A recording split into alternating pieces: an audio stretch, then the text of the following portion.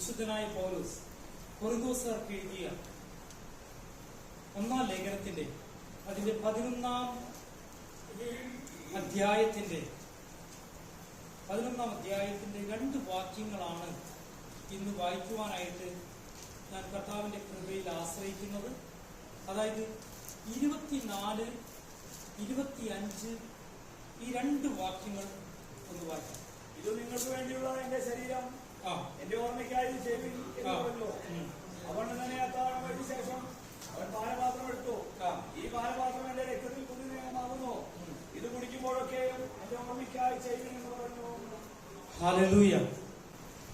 നമുക്കറിയാം, വിശുദ്ധനായ പൗലോസ് ആദിമ ക്രൈസ്തവരെ കൊല്ലുവാനും മുടിക്കുവാനും നശിപ്പിക്കുവാനും അധികാരപത്രം വാങ്ങിച്ചു കൊണ്ടുവരികയാണ്. ഹല്ലേലൂയ. എന്നാൽ തന്നെ ദമാസ്കസിന്റെ പടിവാതിൽക്കൽ വെച്ച് കർത്താവ് നേരിട്ടൊരു എൻകൗണ്ടറിലൂടെ പിടിച്ചു. അവൻ തകർന്നു പോയി എന്ന് പറയും. തകർന്നു അവന്റെ മാനുഷിക ശക്തിയും അവന്റെ ബുദ്ധിയും അവന്റെ നോളജും റിസർച്ചും എല്ലാം തകർന്നു പോയി. അവനൊരു ചോദ്യം ഉണ്ടായിരുന്നുള്ളൂ: പകലിൽ സൂര്യന്റെ വെള്ളിന്ന് വിളിച്ചവൻ ആദ്യമായിട്ട് അവൻ വീഴുകയും അവന്റെ കണ്ണിന്റെ കാഴ്ചത്തെയും പൂജി. അവൻ സൗൾ സൗൾ നീ എന്തിനെ പീഡിപ്പിക്കുന്നു എന്ന് ചോദിച്ചപ്പോൾ അവൻ ചോദിച്ചു, കർത്താവ് എന്ന ആരാണ്? നീ പീഡിപ്പിക്കുന്ന നസ്രായനായ യേശുവാണ് ഞാൻ. ഹല്ലേലൂയ. നിങ്ങൾക്കറിയാം, ആ ചരിത്രമൊക്കെ അറിയാം. തന്നെ പിന്നെ കൈപിടിച്ച് ഒരു സ്ഥലത്ത് കൊണ്ടുവന്നാക്കി. പിന്നെ വെള്ളമൊന്നും കുടിച്ചില്ല എന്നാ പറഞ്ഞു. വെള്ളം കുടിക്കാൻ പറ്റുമോ? കണ്ണിന്റെ കാഴ്ചത്തി പോയ വെള്ളം കുടിക്കാൻ പറ്റും തോന്നുന്നത്? ഒരിക്കലും പറ്റില്ല. കാഴ്ചക്തിയിൽ വല്ല മിടുക്കനായിട്ട് നടന്ന ഒരാളുടെ കണ്ണിന്റെ കാഴ്ചക്തി പോകുന്നു എന്ന് പറയുമ്പോ പിന്നെ അയാൾക്ക് എന്ത് ചെയ്യാൻ പറ്റില്ല? കഞ്ഞി കുടിക്കാൻ പറ്റില്ല, ഒന്നും കുടിക്കാൻ പറ്റില്ല. എന്റെ പിതാവ് ഒരു മദ്യപാനിയല്ലായിരുന്നു, അഗ്രികൾച്ചർ ഓഫീസറായിരുന്നു. അദ്ദേഹത്തിന് പുകവലി ഭയങ്കര പുകവലിയായിരുന്നു. ഞാനാണ് പോയി ഈ സിഗരറ്റൊക്കെ വാങ്ങിച്ചു കൊടുത്തത്. എത്ര പറഞ്ഞാലും ആള് ഈ പുകവലി മാറില്ലായിരുന്നു. ഒരു ദിവസം താൻ വൈകിട്ട് താൻ ഭക്ഷണം കഴിച്ചു കഴിഞ്ഞ് വാഷ് ബേസിന്റെ അവിടെ ചെന്ന് വെള്ളമെടുത്ത് മുഖം കഴുകിയത് ഓർമ്മയുള്ളൂ. കണ്ണിന്റെ കാഴ്ചക്തി പെട്ടെന്ന് പോയി. 1 മിനിറ്റ് നേരത്തേക്ക് കണ്ണിന്റെ കാഴ്ചക്തി കംപ്ലീറ്റ് പോയി. പിറ്റേ ദിവസം ആശുപത്രിയിൽ പോയി അന്വേഷിച്ചു, എല്ലാം ചെക്ക് ചെയ്തു, പ്രഷർ നോക്കി, ഷുഗർ നോക്കി, ഒക്കെ നോക്കി. ഒന്നും നോക്കിയിട്ടും ഒരു കുഴപ്പം കാണുന്നില്ല. അവസാനം ആ ഡോക്ടർ വളരെ ഡയഗ്നോസ് ചെയ്യാൻ മിടുക്കനായൊരു ഡോക്ടറായിരുന്നു. ആ ഡോക്ടർ ഇങ്ങനെ ചോദിച്ചു, നിങ്ങളൊരു ചെയിൻ സ്മോക്കറാണോ എന്ന് ചോദിച്ചു. അപ്പച്ചൻ പറഞ്ഞു, അതേന്ന് പറഞ്ഞു. അതാണ് ഇതിന്റെ കാരണം. അങ്ങനെയുള്ളവരിൽ സംഭവിക്കുന്ന ഒരു കാര്യമാണ് പെട്ടെന്ന് കാഴ്ചക്ക് നഷ്ടപ്പെടാൻ സാധ്യതയുണ്ട്. അതിന് സിഗ്നലാന്ന് പറഞ്ഞു. ഉടനെ എന്റെ പിതാവ് അതുവരെ എത്രയോ പേര് ഉപദേശിച്ചു, എല്ലാം നടന്നോ? ആ ഭയം നിമിത്തം എന്ത് ചെയ്തു? ആള് അസ്വസ്ഥനായെന്ന് മാത്രമല്ല, ആള് ആ പുകവലി കംപ്ലീറ്റ് ആയിട്ട് നിർത്തി. പ്രൈസറോ. ഞാൻ പറഞ്ഞത്, ഈ വിശുദ്ധനായ പൗലോസായ ശൗല് ഭക്ഷണമൊന്നും കഴിച്ചില്ലെന്ന് അവിടെ എഴുതിയിട്ടുണ്ട്. അതൊക്കെ സംഭവിച്ചു. അവിടേക്ക് ആരെ വിട്ടത്? അനനിയാസിനെ വിട്ടത്. പ്രാർത്ഥിക്കുന്ന ഒരു മനുഷ്യനെ വിട്ടത്.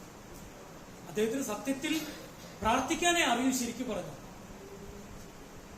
ശൗലിനു വേണ്ടി പ്രാർത്ഥിക്കാൻ ചെല്ലാൻ പറഞ്ഞപ്പോ ആകെ കൈകാൽ മുട്ടടിച്ചു. കർത്താവിനോട് കുറച്ച് ചോദ്യമൊക്കെ ചോദിച്ചു. നീ പേടിക്കണ്ട, നിന്നെ ഞാൻ തെരഞ്ഞെടുത്തു, നീ പോയിക്കോ. അവൻ എത്ര വലിയ കേമനായാലും നീ പ്രാർത്ഥിക്കുമ്പോൾ അവിടെ വിടുന്നു നടക്കാൻ എന്റെ ആഗ്രഹം എന്ന് പറഞ്ഞു. മാത്രമല്ല, നിനക്ക് അറിയാൻ കഴിയും അവനെ കൊണ്ട് ഞാൻ എന്തെല്ലാം ചെയ്യിപ്പിക്കുന്നു, എന്തെല്ലാം കഷ്ട സഹിക്കുമെന്ന് നിനക്ക് കാണാൻ പറ്റുന്നു. അക്ഷരാർത്ഥത്തിൽ അത് നടന്നു എന്നാണ് സത്യം. എത്രമാത്രം പൗലോസ് കഷ്ടം അനുഭവിച്ചു എന്ന് നമുക്കറിയാം. പൗലോസിന്റെ ഏറ്റവും വലിയ പ്രത്യേകത, പൗലോസിന് ദൈവമായിട്ട് ആത്മബന്ധമുണ്ടായി. അതുകൊണ്ട് നിര്യാണകാലം അടുക്കുന്നതും, അതുപോലെ ഓരോ പട്ടണങ്ങളിൽ തനിക്ക് അനുഭവിക്കാൻ പോകുന്ന കഷ്ടങ്ങൾ അനുഭവിച്ചിട്ടും താൻ സന്തോഷത്തോടെ കർത്താവിന്റെ വേല ചെയ്തു ഒക്കെയും പൗലോസിനെ കുറിച്ച് പഠിക്കുമ്പോൾ നമുക്ക് കാണുവാനായിട്ട് കഴിയും. എന്നാൽ എന്നെ അത്ഭുതപ്പെടുത്തുന്ന ഒരു കാര്യം, പഴയ നിയമകാലത്തിലെ പല കാര്യങ്ങളും പുതിയ നിയമത്തിൽ ലേഖനങ്ങൾ എഴുതുമ്പോൾ എങ്ങനെ പരിശുദ്ധാത്മാവ് ആ കാലഘട്ടത്തിൽ സംഭവിച്ച കാര്യങ്ങളെ എങ്ങനെ ഇവർക്ക് വെളിപ്പെടുത്തി കൊടുത്തു എന്നുള്ളത് അത്ഭുതകരമായ ഒരു സത്യമാണ്. എന്താണെന്നറിയാമോ? അതായത് ഹാനോക്ക് ഒരു പ്രവാചകനായിരുന്നു എന്നും കർത്താവായ യേശുവിന്റെ ആദ്യ വരവിന് മുമ്പ് രണ്ടാമത്തെ വരവ് പ്രവചിച്ചവനാ ഹാനോക്ക് എന്ന് ദൈവത്തിന്റെ പരിശുദ്ധാത്മാവ് യൂദായുടെ ലേഖനത്തിൽ രേഖപ്പെടുത്തിയിരിക്കുന്നു. Praise the Lord. അതെങ്ങനെ സാധിക്കുന്നു? അവിടെ നടന്ന കാര്യങ്ങൾ നൂറ്റാണ്ടുകൾ കഴിഞ്ഞിട്ട് എങ്ങനെ സാധിക്കുന്നു? വിശുദ്ധനായ പൗലോസ് കർത്താവായ യേശുവിന്റെ അപ്പസ്തോലന്മാരോ അല്ലെങ്കിൽ വളരെ ഒരു ക്ലോസ് സർക്കിളിലുള്ളവരുമായിട്ട് പരിചയമുള്ളവരോ ഒന്നുമല്ല. പക്ഷേ വിശുദ്ധനായ പൗലോസ് കൊരിന്തോസുകാർക്ക് ലേഖനം എഴുതിയപ്പോൾ കർത്തൃമേശ എങ്ങനെ നടത്തണമെന്ന് ഇൻസ്ട്രക്ഷൻ നൽകിയിരിക്കും. കർത്താവിന്റെ മേശ നമ്മുടെ മുന്നിലുണ്ട്. ഹല്ലേലൂയ. നിങ്ങൾക്കറിയാം, ഇവിടെ വീഞ്ഞുമുണ്ട്, ഇവിടെ അപ്പവുമുണ്ട്. ഇത് കാണിക്കുന്നത് കർത്താവായ യേശുവിന്റെ പാവമില്ലാത്ത രക്തം ചിന്തപ്പെട്ടതായ രക്തത്തിന്റെ പ്രതിനിധാനം ചെയ്യുന്ന, റെപ്രസെന്റ് ചെയ്യുന്ന, രക്തമല്ല പ്രതിനിധാനം ചെയ്യുന്ന മുന്തിരിച്ച. അതേസമയം എന്റെ ഈ കയ്യിലിരിക്കുന്ന ഈ അപ്പം കർത്താവായ യേശുവിന്റെ തകർക്കപ്പെട്ട ശരീരത്തെ പ്രതിനിധാനം ചെയ്യുന്ന സ്തോത്രം. പ്രിയപ്പെട്ടവരെ, ഞാനിങ്ങനെ പറയാൻ ആഗ്രഹിക്കുന്നു, കർത്താവായ യേശുവിന്റെ സ്ഥാപിച്ചതായിരിക്കുന്ന ഈ കർത്തൃമേശ അതെങ്ങനെ ചെയ്യണമെന്ന് വളരെ വ്യക്തതയോടുകൂടെ വിശുദ്ധനായ പൗലോസ് എഴുതിയിരിക്കും. എന്ന് പറഞ്ഞ 23 മുതൽ താഴെയുള്ള വാക്യത്തിൽ എഴുതിയിട്ടുണ്ട്. ചില കാര്യങ്ങൾ ഞാൻ പറയും. അതിലൊരു 5-6 കാര്യങ്ങൾ ഇത് കുറച്ച് ഇരുന്ന് ഞാനിങ്ങനെ നോക്കാൻ. ഒന്നാമത്തെ കാര്യം, നാം കർത്താവായ യേശു ക്രിസ്തുവിനെ അനുസരിക്കാൻ കർത്താവ് കൽപ്പിച്ചവരായതുകൊണ്ട് ഈ കർത്തൃമേശ നമ്മോട് പറയുന്നു കർത്താവിനെ അനുസരിക്കേണ്ടവരാണ്. എന്തുകൊണ്ട്? ആ വാക്യം വായിച്ചാൽ അറിയാം. ഞാൻ കർത്താവിൽ നിന്ന് പ്രാപിക്കുകയും നിങ്ങൾ കേൾപ്പിക്കുകയും ചെയ്തതെന്നാൽ കർത്താവായ യേശുവിനെ കാണിച്ചു കൊടുത്ത രാത്രിയിൽ അവൻ അപ്പമെടുത്ത് സ്തോത്രം ചൊല്ലി നുറുക്കി, ഇത് നിങ്ങൾക്ക് വേണ്ടിയുള്ള എന്റെ ശരീരം, എന്റെ ഓർമ്മയ്ക്കായി ഇത് ചെയ്യുവിൻ എന്ന് പറഞ്ഞു. എന്താ പറഞ്ഞത്? ഇത് ചെയ്യുവിൻ എന്ന് പറഞ്ഞു. കർത്താവ് ചെയ്യുവാൻ കൽപ്പിച്ചതായിരിക്കുന്ന ഒരു ശുശ്രൂഷ എത്രേ കർത്താവിന്റെ മേശ. അതുകൊണ്ട് ഈ കർത്താവിന്റെ മേശ കാണുമ്പോൾ നമ്മുടെ ഹൃദയത്തിലേക്ക് ഒരു കാര്യം ഓർക്കണം. കർത്താവ് പറഞ്ഞ കാര്യങ്ങൾ അനുസരിക്കാൻ അവകാശപ്പെട്ടവരും അർഹതയുള്ളവരും ഉത്തരവാദിത്വമുള്ളവരാ നമ്മൾ ഓരോരുത്തരും. നമ്മുടെ ജീവിതത്തിൽ അങ്ങനെയൊക്കെ ചെയ്യുന്നുണ്ടോ? കർത്താവ് പറഞ്ഞ കാര്യങ്ങളൊക്കെ അനുസരിക്കുന്നുണ്ടോ? അതോ നമുക്ക് ഇഷ്ടമുള്ള സമയത്ത്, സൗകര്യമുള്ള സമയത്ത് അനുസരിക്കാനായിട്ട് തീരുമാനമെടുത്തവരാണ്? ചിന്തിക്കേണ്ട യാഥാർത്ഥ്യം. ഇനി എന്തുകൊണ്ടാണ് കർത്താവിനെ അനുസരിക്കേണ്ടത്? കർത്താവിനെ കുറിച്ച് ബൈബിളിൽ ഇങ്ങനെ പറയുന്നു. കർത്താവായ യേശു ആരാണ്? കർത്താവായ യേശു ക്രിയേറ്ററാണ്, സൃഷ്ടാവാണ്. എവിടെയൊക്കെ എഴുതിയിട്ടുണ്ട് സൃഷ്ടാവാണെന്ന്? എവിടെയൊക്കെ എഴുതിയിട്ടുണ്ട്? സോളമൻ എവിടെയൊക്കെ എഴുതിയിട്ടുണ്ട്? ഉൽപ്പത്തി പുസ്തകം എഴുതിയതുപോലെ എഴുതിയ ഒരു സുവിശേഷമുണ്ട് ആരംഭത്തിൽ. പറയാമോ? യോഹന്നാന്റെ സുവിശേഷം. അതിൽ വചനമുണ്ടായിരുന്നു, വചനം ദൈവത്തോടു കൂടിയായിരുന്നു, വചനം ദൈവം തന്നെയായിരുന്നു, അവൻ മുഖാന്തരം സകലതും ഉളവായി. He's A creator. ഉൽപ്പത്തി പുസ്തകം പറഞ്ഞ അതേ വാക്യ ഘടന. ഇനി അത് മാത്രമല്ല, ലേഖനങ്ങളിലും എഴുതിയിട്ടുണ്ട്. സ്തോത്രം. കൊലോസ്യ ലേഖനത്തിൽ എഴുതിയിട്ടുണ്ട്. ഓക്കെ, സൃഷ്ടാവാണ് യേശു, ദൈവത്തിന്റെ വചനമാണ് യേശു, അല്ലെ? ദൈവമാണ് യേശു, രക്ഷകനാണ് യേശു, വഴി സത്യം ജീവനുമാകുന്നു യേശു, പുനരുത്ഥാനമാകുന്നു യേശു. കഴിഞ്ഞ ദിവസം ഒരു മരിച്ച വീട്ടിൽ പോയി സന്ദേശം കൊടുത്തപ്പോൾ ഞാൻ അവരോട് പറഞ്ഞു, കർത്താവ് തൻ ഗംഭീര നാഥത്തോട് പ്രധാന ദൂതന്റെ ശബ്ദത്തോട് ദൈവത്തിന്റെ കാഹളത്തോട് വരുമ്പോൾ മരിച്ചവർ ഉയർത്തെഴുന്നേൽക്കും. അവന്റെ ആജ്ഞാശബ്ദത്തിന് വേണ്ടി മരിച്ചവരൊക്കെ ഉയർത്തെഴുന്നേൽക്കും. ഉറപ്പുണ്ടോ? ഉറപ്പുണ്ടോ? എങ്ങനെ ഉറപ്പ്? ലാസറിന്റെ കല്ലറ ചെന്നുകൊണ്ട് വളരെ പതുക്കെയാണോ കർത്താവ് ലാസറെ പുറത്തു വരിക എന്ന് ബൈബിളിൽ ഇതിന് ഉറക്കാൻ വിളിച്ചു പറഞ്ഞു, ലാസറെ പുറത്തു വരിക. അപ്പൊ മരിച്ചവർ ഉയർത്തെഴുന്നേറ്റു, അല്ലെ? നമുക്ക് നൽകാൻ പോകുന്ന ഉയർത്തെഴുന്നേൽപ്പ് അല്ലായിരുന്നു അത് കേട്ടോ. കർത്താവ് ക്രൂശിൽ കിടക്കുമോ കരഞ്ഞു, ഏലി ഏലി ലമ്മ ശബക്താനി ഉറക്കെ കരഞ്ഞു. എന്ത് സംഭവിച്ചു? ഉറക്കെ കരഞ്ഞപ്പോ എന്ത് സംഭവിച്ചു? പറയൂ, ഉറക്കെ പറഞ്ഞ. ഉറക്കെ പറഞ്ഞു. തെറ്റായാലും വിരോധമില്ല. തെറ്റ് പറഞ്ഞാൽ തെറ്റ് എന്ന് സമ്മതിക്കുന്നതാണ് ശരി. ക്രിസ്ത്യാനിയുടെ ശരി അതാ. തെറ്റ് ചെയ്തിട്ട് ഞാൻ തെറ്റ് ചെയ്തില്ല എന്ന് പറയുന്നതാ തെറ്റ്. കല്ലറകൾ തുറന്നോട് പലർക്കും പ്രത്യക്ഷരായി എന്ന് വചനത്തിൽ എഴുതിയിട്ടുണ്ട്. കേട്ടോ, കർത്താവിന്റെ ശബ്ദത്തിന് മാത്രമേ തുടക്കാൻ കഴിയുള്ളൂ. അപ്പൊ മുഴുവൻ കത്തോലിക്കരെ നിൽക്കണം, കത്തോലിക്കരായ ആൾക്കാരെ മുഴുവൻ. ഞാൻ അവരോട് പറഞ്ഞേ, ഞാനിത് വെറുതെ പറയുന്നൊന്നും അല്ല. കർത്താവിന് പല പേരുകളുമുണ്ട്. അതിനൊരു പേരാ ഞാൻ പുനരുത്ഥാനവും ജീവനുമാകുന്നു. കേട്ടോ, ഹല്ലേലൂയ. അപ്പൊ ഞാൻ പറഞ്ഞു വന്നത് കർത്താവിനെ അനുസരിക്കാൻ വേണ്ടിയാണ്, അനുസരിക്കാൻ നമ്മെ ഓർമ്മിപ്പിക്കുന്ന ഒരു ശുശ്രൂഷയാണ് കർത്താവിന്റെ മേശ. രണ്ടാമത്തെ കാര്യം, കർത്താവിന് ഓർക്കുവാനുള്ള ഒരു ശുശ്രൂഷയാണ്. നമുക്ക് ഞാൻ പെട്ടെന്ന് ഓടിച്ചു പോകുകയാണ്. ഓർക്കാനുള്ള ശുശ്രൂഷ. എന്തൊക്കെ ഓർക്കണം? കർത്താവിനെ കുറിച്ച് എന്തൊക്കെ ഓർക്കണം ഈ സമയത്ത്? നമ്മൾ എന്തൊക്കെ ഓർക്കാറുണ്ടെന്നല്ല ഞാൻ ചോദിക്കണേ, നമ്മൾ എന്തൊക്കെ മറക്കാറുണ്ടെന്ന് ഞാൻ ചോദിക്കുന്നത്. ഈ മനുഷ്യരുടെ ഒരു പ്രശ്നമാണ് മറവി. അത് ദൈവം കൊടുത്തേക്കുന്നത് തന്നെയാണ്. കാരണം ഒരാൾ മരിച്ചു പോയി കഴിഞ്ഞിട്ട് നമ്മൾ എന്നും ഓർത്തുകൊണ്ടിരുന്ന നമുക്ക് മാനസിക രോഗം പിടിക്കും. ശരിയല്ലേ? മറക്കാൻ, മറവി എന്ന് പറയുന്നത് നല്ല കാര്യമാണ്. ദൈവം നമ്മുടെ പാപങ്ങളൊക്കെ മറക്കുകയും ചെയ്തു, പൊറുക്കുകയും ചെയ്തു. Praise the Lord. ഞാൻ ഇനി അത് ഓർക്കുകയില്ലെന്നാ കർത്താവ് പറഞ്ഞിരിക്കുന്നത്. അപ്പൊ അങ്ങനെയാണെങ്കിൽ ഞാൻ പറഞ്ഞ കാര്യം ശ്രദ്ധിക്കണം. എന്തൊക്കെ നമ്മൾ ഓർക്കേണ്ടത്? കർത്താവോട് പറയുന്നത് ഓർമ്മയ്ക്കായി എന്തൊക്കെ ഓർക്കണം? ഒന്നാമത് ഓർക്കേണ്ടത് അവന്റെ നാമത്തെ നമ്മൾ ഓർക്കണം. എവിടെയാണ് എഴുതിയിരിക്കുന്നത്? ഒന്ന് വായിച്ചു, പെട്ടെന്ന് എടുക്കും. ഫിലിപ്പിയ ലേഖനം 2-ാം അധ്യായം 9-ാം വാക്യം. പെട്ടെന്ന് വായിക്കൂ. ഫിലിപ്പിയ ലേഖനം 2-ാം അധ്യായം 9-ാം വാക്യം. പെട്ടെന്ന് വായിക്കും. പെട്ടെന്ന് എടുത്തു വായിച്ചു. ഫിലിപ്പിയ ലേഖനം 2:9. അതുകൊണ്ട് ദൈവവും അവനെ ഏറ്റവും ഉയർത്തി സകല നാമത്തിലും മേലായ നാമം. അങ്ങനെ യേശുവിന്റെ നാമത്തിൽ സ്വർലോകരുടെയും ഭൂലോകരുടെയും അധോലോകരുടെയും മുഴങ്ങാവൊക്കെയും പ്രൈസ് ദി ലോർഡ്.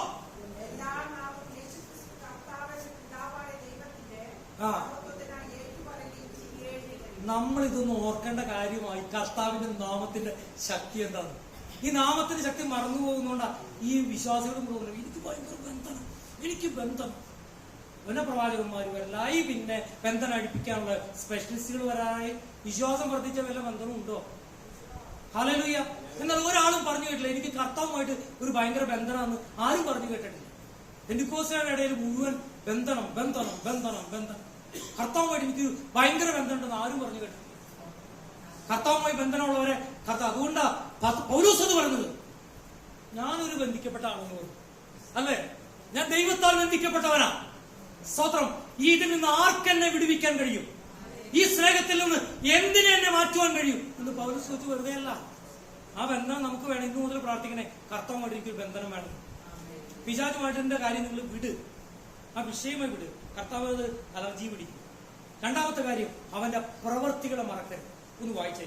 കൊലോസ്യ ലേഖനം 1-ാം അധ്യായം 14 മുതൽ 18 വരെയുള്ള വാക്യങ്ങൾ പെട്ടെന്ന് വായിക്കട്ടെ. കൊലോസ്യ ലേഖനം 1-ാം അധ്യായം 14 മുതൽ 18 വരെ. പെട്ടെന്ന് എനിക്ക് ഓടിച്ചോടിച്ചു പോകണം. കേൾക്കണമേ. അവനിൽ നമുക്ക് പാപമോചനം എന്ന വീണ്ടെടുപ്പുണ്ട്. അതിന് വായിക്കൂ. അവൻ അദൃശ്യനായ ദൈവത്തിന്റെ പ്രതിമ, സർവസൃഷ്ടിക്കും ആദിജാതൻ, സ്വർഗത്തിലുള്ളതും ഭൂമിയിലുള്ളതും ദൃശ്യമായതും. അതായത് വിസിബിൾ ആൻഡ് ഇൻവിസിബിൾ എല്ലാം. ഓക്കെ. ഓക്കെ. വാഴ്ചകളാകട്ടെ, അധികാരങ്ങളാകട്ടെ, സകലവും അവൻ മുഖാന്തരം. അവൻ സൃഷ്ടാവാന്ന് എഴുതിയേക്കണ വേറൊരു ഭാഗം വായിച്ചോളൂ.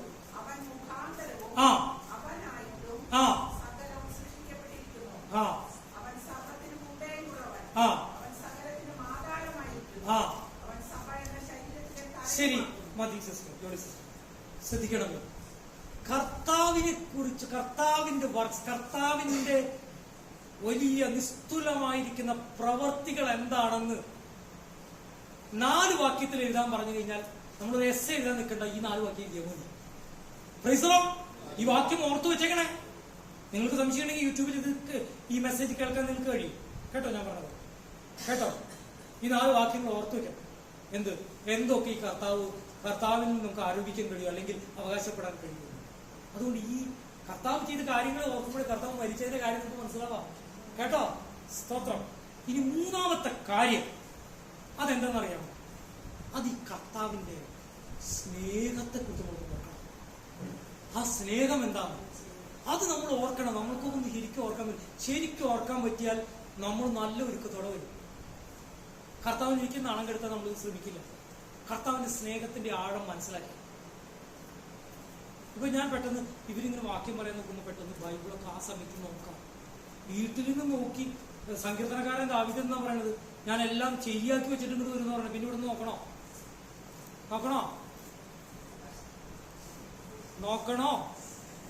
നീ നോക്കിയത് കൊണ്ടാണ് ഞാൻ ഈ പറയണേ. കുഴപ്പമില്ല, നോക്കിയത് കുഴപ്പമില്ല.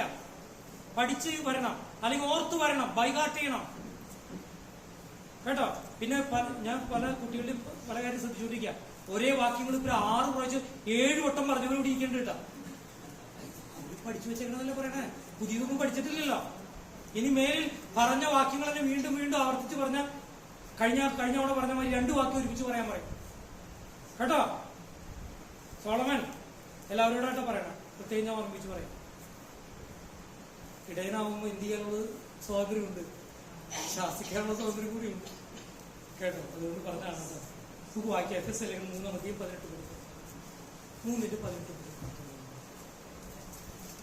FS 3:18-19.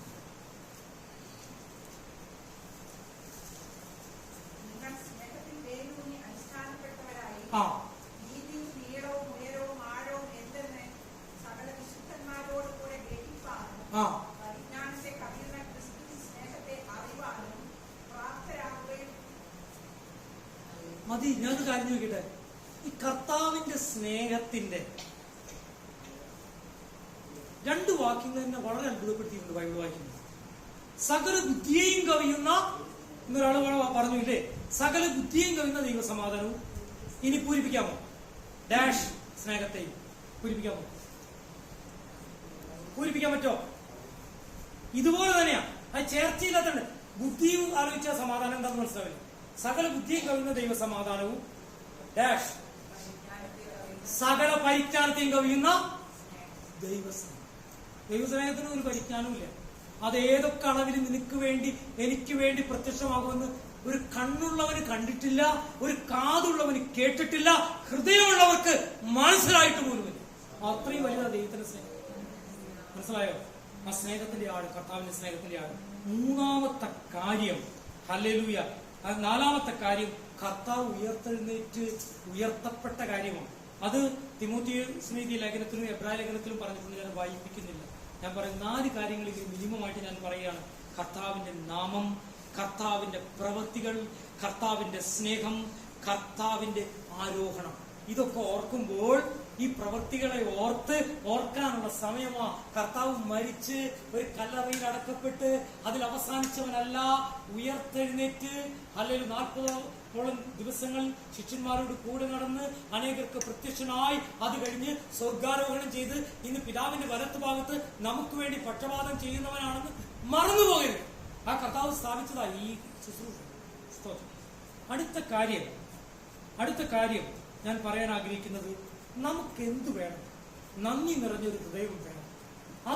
അത് കാണിക്കുന്ന ഒരു കാര്യമാണ് ഈ കർത്തമേശ. മനുഷ്യനില്ലാത്തത് നന്ദിയാണ്. 10 കുഷ്ഠരോഗിയെ ആക്കിയോ? എത്ര പേര് മടങ്ങി വന്നു? ഒരാൾ. ബാക്കി ഉള്ളവർ എവിടെയെന്ന് കർത്താവ് ചോദിച്ചു. കർത്താവ് എന്താഗ്രഹിക്കുന്നു? നമ്മളിൽ നിന്ന് നന്ദി നിറഞ്ഞ ഹൃദയം ആഗ്രഹിക്കുന്നു. ഇല്ലേ? എങ്ങനെ നമുക്ക് മനസ്സിലാക്കാൻ പറ്റും? എന്തുകൊണ്ട് കർത്തൃമേശയിൽ ഈ കാര്യം നമുക്ക് ഓർമ്മിക്കാൻ പറ്റും? ഒരു വാക്യമുണ്ട്, വായിച്ചു നിന്ന് നമ്മൾ വായിച്ച് 25-ാമത്തെ വാക്യം ഒന്ന് വായിച്ചു. 25 ഒരു മിനിറ്റ്.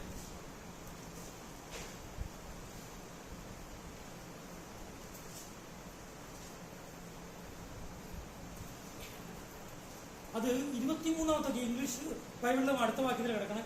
23-ാമത്തെ വാക്യം വായിച്ചു. ഞാൻ കർത്താവിൽ നിന്ന് പ്രാപിക്കുകയും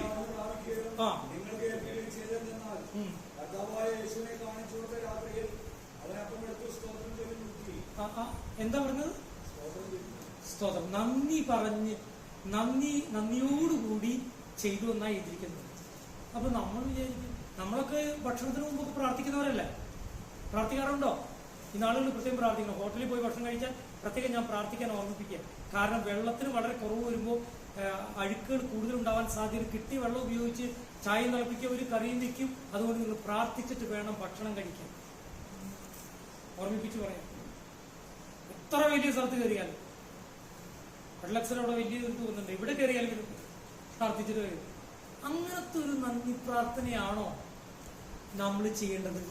ഒരു ഭക്ഷണത്തിന് മുമ്പ് ഒരു ആചാരം പോലുള്ളൊരു നന്ദിയെ കുറിച്ചാണോ ഇവിടെ പറഞ്ഞിരിക്കുന്നത്? അല്ലേ അല്ല.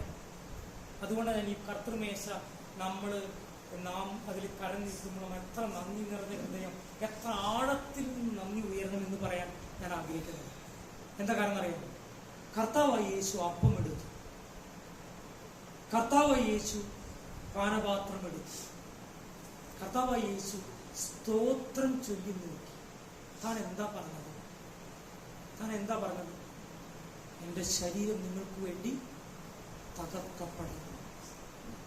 ഒരു മരണത്തിലേക്കും ഒരു യാഗത്തിലേക്കും മുന്നോട്ട് പോകുമ്പോൾ അതിനുവേണ്ടി സ്വന്തം പിതാവിനോട് നന്ദി നിറഞ്ഞ ഹൃദയത്തോട് നന്ദി കർത്താവ് എന്ന് പറഞ്ഞുകൊണ്ട് നമുക്ക് വേണ്ടി മരിക്കാനായിട്ട് കർത്താവ് നന്ദി പറഞ്ഞുകൊണ്ട് ഇറങ്ങിത്തിരിക്കുക.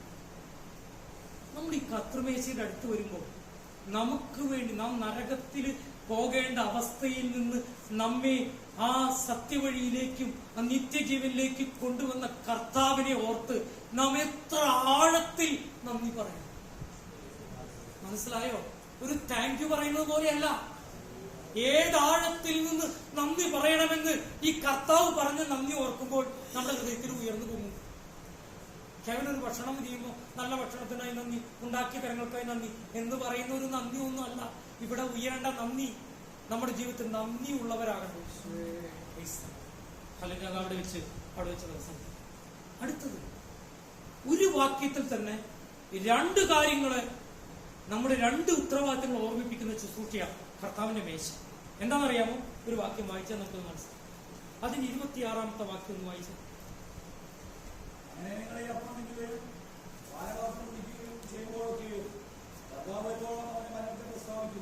സ്തോത്രം. രണ്ട് കാര്യങ്ങൾ ഇവിടെ നമ്മുടെ ഉത്തരവാദിത്തങ്ങളിലൂടെ പറഞ്ഞിട്ടുണ്ട്. എന്തായിരിക്കും രണ്ട് ഉത്തരവാദിത്തം? ആർക്കെങ്കിലും പറയാമോ?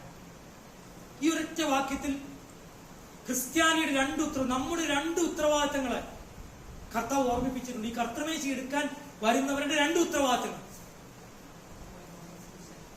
എന്താ? അതെങ്ങനെ ഈ ഭാഗത്ത് വരും ഒന്ന് പറഞ്ഞുതരാമോ? അതായത് ഇവിടെ ഒരു വചനഭാഗം പറയാം, കർത്താവ് വരുവോളം മരണത്തെ പ്രസ്താവിക്കണം. പൗലോസ് എന്താ പറഞ്ഞത്? ഞാൻ ക്രൂശിക്കപ്പെട്ട യേശുവിനെ ആമേൻ. പ്രത്യേകം ഓർക്കണമേ, നമ്മുടെ മരണം വരെ, കർത്താവിന്റെ വരവ് വരെ സുവിശേഷം അറിയിക്കാൻ ദൈവം നമ്മെ വിളിച്ചിരിക്കുക. ഈ കർത്താവിന്റെ ദിവസം എത്ര ബുദ്ധിമുട്ടിയിട്ട് ഈ കോളേജിലേക്ക് കയറി വന്നത്. എന്തുകൊണ്ടാണ് അദ്ദേഹം വന്നത്? എന്തുകൊണ്ടാണ് ഇദ്ദേഹം പരസ്യോഗങ്ങളിൽ മുഴുവൻ കർത്താവിന്റെ ദാസൻ ഞങ്ങളുടെ കൂടെ വന്ന് ഞങ്ങൾക്കൊരു വലിയ ഒരു ആവേശമായി മാറി? എന്തുകൊണ്ട് ആവേശം ഞാൻ എനിക്കറിയിക്കുന്നില്ലെന്ന് പറയാൻ കാരണം, അദ്ദേഹത്തെ ദൈവം ഉപയോഗിച്ച് മരുഭൂമിയിൽ അനേക ആൾക്കാരെ സ്നാനപ്പെടുത്തിയിട്ടുണ്ട്, അനേകം മുസ്ലിമുകളെ സ്നാനപ്പെടുത്തിയിട്ടുണ്ട്. പക്ഷെ അദ്ദേഹം ഈ ചുറ്റുഭാഗത്തുള്ള മൂക്കന്നൂർ, ഞാൻ കറൂച്ചിയിൽ നിന്നായി ഒരു കുടുംബം വന്നിരിക്കുന്നത്, നമ്മൾ ആ മൂക്കന്നൂർ മുതൽ ആ പ്രദേശങ്ങളിലൊക്കെ പോയി ഈ കർത്താവിന്റെ ദാസനും ഞങ്ങളുടെ കൂടെ വന്ന് പ്രസംഗിക്കാൻ വന്നിട്ടുണ്ട്. ഹല്ലേലൂയ. എന്തുകൊണ്ടാണ്? ഇത് നമ്മുടെ ദൗത്യമാണ്. കർത്താവ് ഒരുപോളം അവന്റെ മരണത്തെ എന്ത് ചെയ്യണം? പ്രസ്താവിക്കണം. അപ്പൊ ഒരു കാര്യം പറഞ്ഞു, സുവിശേഷം അറിയിക്കണം. വേറൊരു കാര്യം കൂടി ഇതിലുണ്ടല്ലോ, പറയോ? യേശുവിന്റെ സ്നേഹത്തിൽ ജീവൻ, സ്നേഹം കൊണ്ടാണ് നമ്മൾ അറിയിക്കുന്നത്. മറ്റൊരു വാക്യത്തിൽ മറ്റൊരു ഉത്തരവാദിത്വം ഇതിലുണ്ട്. നിങ്ങൾ നന്നായി പ്രാർത്ഥിക്കണം. പരിശുദ്ധാത്മാവിൽ ഒരു വാക്യം വായിക്കുമ്പോൾ എനിക്ക് ഹൃദയത്തിൽ കൃത്യമായിട്ട് അത് ബോധ്യം. എനിക്ക് പണ്ടൊന്നും മനസ്സിലായിരുന്നില്ല. ഞാൻ ബൈബിൾ കോളേജിൽ പഠിക്കാത്ത വ്യക്തിയായിരുന്നു. പക്ഷെ പിന്നീട് ഞാൻ ദൈവസന്നിധിയിൽ നിന്ന് പ്രാർത്ഥിക്കും, കർത്താവേ ഒരു വാക്യം വായിക്കുമ്പോൾ അതിനുള്ളിൽ അങ്ങ് ആഗ്രഹിക്കുന്ന അർത്ഥങ്ങളൊന്ന് വെളിപ്പെടുത്തി തരണേ. ഇതിലൊരു വാക്യമുണ്ട്, കർത്താവ് വരുവോളം, കർത്താവ് വരുന്നുവെന്ന്, വീണ്ടും വരുമെന്ന് ഉറപ്പ് നൽകുന്ന ഭാഗമായി. ഒറ്റ വാക്യത്തിൽ രണ്ട് കാര്യങ്ങളാണ്. നമ്മുടെ ഉത്തരവാദിത്തം കിടക്കുന്നുണ്ട്, കർത്താവ് വരുന്നു എന്നുള്ളത് സത്യം പറഞ്ഞു. ഓക്കെ, ഇനി അടുത്തത്. അപ്പൊ അതായത് അടുത്തത് കർത്താവ് വരുന്ന ഉറപ്പുണ്ട്, അതുപോലെ ഒരു സുവിശേഷം അറിയിക്കണം. അടുത്തതായ കാര്യം എന്തെന്നറിയാമോ? ഈ നമുക്കറിയാം, നമ്മൾ നേരത്തെ പറഞ്ഞു കർത്താവിനെ ഓർക്കാനുള്ളത് ശുശ്രൂഷയാണ്. ഇന്ന് ലോകക്കാർക്ക് ഗാന്ധിജിക്ക് യേശുവിനെ കുറിച്ച് അറിയുമോ? അറിയാം അല്ലെ? ടോമി അറിയാം. രാധാകൃഷ്ണൻ, ഡോക്ടർ രാധാകൃഷ്ണൻ അറിയുമോ? അറിയാം. ലോകത്തിലെ അനേകം മഹാന്മാർക്കൊക്കെ യേശുവിനെ കുറിച്ച് അറിയാം. ഈ കർത്താവിന്റെ ക്രൂശുമരണവും ഉയർപ്പും എല്ലാം ഒരു ഹിസ്റ്റോറിക്കൽ ഇവന്റ്, ഹിസ്റ്റോറിയാണ്, ഉറപ്പാകും. പക്ഷെ അത് ഹിസ്റ്ററി ആകുമ്പോൾ തന്നെ നമ്മളെ സംബന്ധിച്ചോളം വ്യക്തിപരമായ ഒരു അനുഭവമാണ്. മറക്കരുത് കേട്ടോ. അത് ഞങ്ങൾ ഓർമ്മിപ്പിച്ചെന്ന് മാത്രമേ ഉള്ളൂ. അതുകൊണ്ട് നമ്മുടെ വ്യക്തിപരമായ അനുഭവത്തെ ഓർമ്മിപ്പിക്കുന്ന ഒരു ശുശ്രൂഷയാണ് കർത്താവിന്റെ മേശ. അടുത്തതായ കാര്യം ഞാൻ ഓർമ്മിപ്പിക്കുന്നത്, ഇത് നമ്മെ തന്നെ പരിശോധിക്കേണ്ട ഒരു സന്ദർഭമാണ്. ഈ പല സെൽഫ് എക്സാമിനേഷൻ, ഒരു വാക്ക്, ക്രോസ് എക്സാമിനേഷൻ, കുറെ പദങ്ങളുണ്ട്. കർത്താവ് നമ്മോട് പറഞ്ഞിരിക്കുന്നത് എന്ത് ചെയ്യണം? Self examination. ഞാനിങ്ങനെ ഈ ഭാഗം എടുത്തപ്പോൾ ഞാനിങ്ങനെ കർത്താവിനോട് ചോദിച്ചു, കർത്താവ്, ഞാൻ വിശ്വാസത്തിലേക്ക് വന്നപ്പോൾ കർത്താവ് അങ്ങനോട് ഇപ്പോഴും സംസാരിച്ചിട്ട് ഞാൻ ആകെ നിരാശനായിപ്പോയി. കർത്താവ് എന്താണ് ഈ പൗലോസ് ഇത് എഴുതിയപ്പോ അവനവനെ പരിശോധിക്കണം എഴുതാൻ കാരണം എന്ന് ഞാൻ ചോദിച്ചു. അപ്പോ ദൈവാത്മാവ് എന്നോട് ഒരു കാര്യം സംസാരിച്ചു. എന്തെന്നറിയാമോ? അതെ, പൗലോസ് എന്താ എഴുതിയത്? പൗലോസ് എഴുതിയത് കർത്താവിനെ ഒറ്റിക്കൊടുത്ത രാത്രിയിലുള്ള കാര്യങ്ങളാണ്. അന്ന് പൗലോസ് അവിടെ ഉണ്ടായില്ലല്ലോ, അല്ലെ? പൗലോസ് അവിടെ ഉണ്ടായില്ല. എന്നാൽ പൗലോസ് ആത്മാവിലെഴുതി. എന്നാൽ ആ ഒറ്റിക്കൊടുക്കപ്പെട്ട രാത്രി നടന്ന സംഭവം നീ ഒന്നുകൂടി വായിച്ചു നോക്കാൻ. ഞാനൊന്ന് വായിച്ചു നോക്കി. മത്തായി സുവിശേഷം 20-ാം അധ്യായം എടുത്ത 26-ാം അധ്യായം, മത്തായി സുവിശേഷം 26-ാം അധ്യായം അതെടുത്ത്. അത് എന്നെ അത്ഭുതപ്പെടുത്തിയൊരു വാക്യമാണ്. 26-ന് 20 മുതൽ 27 ഒരു വാക്യം വായിച്ചു. ഒരാളൊക്കെ വായിക്കും.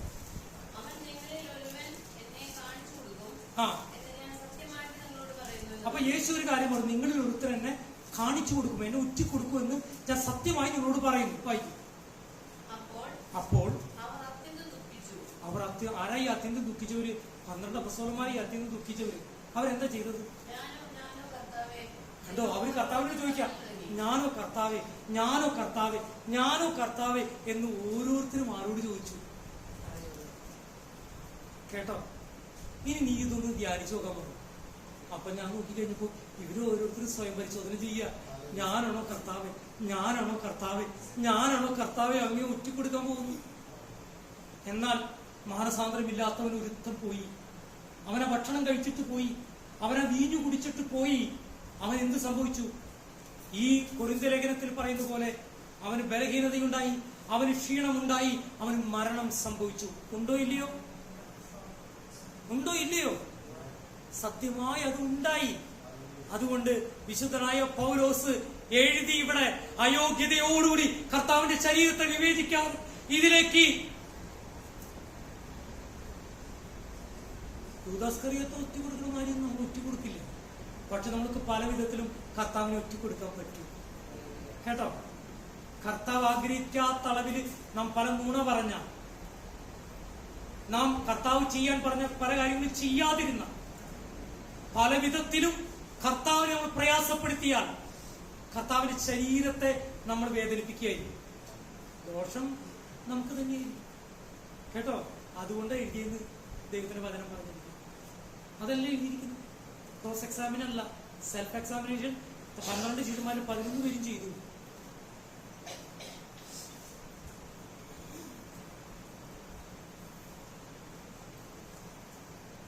ഈ കർത്തൃമേശ നമ്മളെ കാണിക്കുന്ന ഒരു കാര്യമാണ്. എന്താണെന്നറിയാമോ? നമ്മൾ ആരാണ്? നമ്മൾ ആരുടേതാണ്? അതുകൂടി ഞാൻ പറയും. കർത്തൃമേശ നമ്മളെ കാണിക്കുന്ന ഒരു കാര്യമാണ്. നമ്മൾ ആരാണ്? നമ്മൾ ആരുടേതാണ്? നമ്മൾ ദൈവത്തിന്റെ സ്വന്തം. ഞാൻ പലപ്പോഴും പറയാറുണ്ട്, പഴയനിയമത്തിൽ നോക്കിക്കഴിഞ്ഞാൽ തെറ്റ് ചെയ്ത് കഴിഞ്ഞാൽ ക്ഷമിക്കണ പരിപാടിയൊന്നുമില്ല. പുതിയ നിയമത്തിൽ നോക്കിക്കഴിഞ്ഞു കഴിഞ്ഞാൽ കാണുന്നത് കർത്താവ് കൈവിടാൻ എടുക്കാണ്. ഈ കർത്തൃമേശ എന്ന ശുശ്രൂഷയിലൂടെ അയോഗ്യരായിട്ട് ആരെങ്കിലും വന്നിട്ടുണ്ടെങ്കിൽ അവർക്ക് പ്രാർത്ഥിച്ച് കാര്യങ്ങൾ ക്രമീകരിച്ച് എന്ന് കർത്താവ് പറഞ്ഞു, ഞാൻ നിങ്ങൾ ഒരു നാൾ കൈവിടില്ല. ചിലര് കർത്തൃമേശയിൽ പങ്കെടുക്കില്ല. പങ്കെടുക്കാത്തതിന്റെ കാരണം ഞാൻ ശരിയായിട്ടില്ല, അതുകൊണ്ട് വേണ്ട. പിന്നത്തോണെങ്കിൽ ശരിയായിട്ടില്ല. ശരിയാവാതെ വരുമ്പോൾ എന്താ സംഭവിക്കാന്നറിയില്ല. നരകം അടുത്തടുത്ത് വരും, സ്വർഗത്തിൽ നിന്ന് അകന്നകന്ന് പോകും. ഇതാ സംഭവിക്കും. അതുകൊണ്ട് കർത്തൃമേശ എടുക്കാതിരിക്കുന്നത് ഒരു നല്ല കാര്യമല്ല. എടുക്കണം, യോഗ്യതയോടെ എടുക്കണം. നമുക്ക് വല്ല യോഗ്യത ഉണ്ടോ? ഒരു യോഗ്യതയില്ല. പക്ഷെ നമുക്ക് ആരുണ്ട്? യോഗ്യനായ ഒരു ഇത്ര എനിക്ക് പറയാം. ഞാനിന്ന് പറഞ്ഞ കാര്യങ്ങൾ മനസ്സിലാക്കാം. എന്തുകൊണ്ടാണ് പൗലോസ് ഇതിന് എഴുതിയത്? എന്താണ് നമ്മൾ ഓർക്കേണ്ടത്? ഹല്ലേലൂയ. നമുക്ക് ദൈവസന്നിധിയിൽ നമുക്ക് ഈ കർത്താവിന്റെ മേശയിലേക്ക് കരനീട്ടാൻ പോകുന്നത് കർത്താവിനെ വിശ്വസിച്ച് രക്ഷ അനുഭവിച്ച് സ്നാനപ്പെട്ടവരാണ് ഇതിലേക്ക് കരങ്ങൾ നീട്ടേണ്ടത്. അതുകൊണ്ട് ഈ കർത്താവിന്റെ മേശയിലേക്ക് കരനീട്ടാൻ പോകുന്നതിന് നമ്മളറിഞ്ഞോ അറിയാതെയും ചെയ്തു പോയ പാപങ്ങൾ കാൽവരിക്കുരിശിൽ ചൊരിഞ്ഞ രക്തത്താൽ കഴുകി ശുദ്ധീകരിക്കേണ്ടതിനായിട്ട് ദൈവസന്നിധിയിൽ നമുക്ക് പ്രാർത്ഥിക്കാനുള്ള സമയം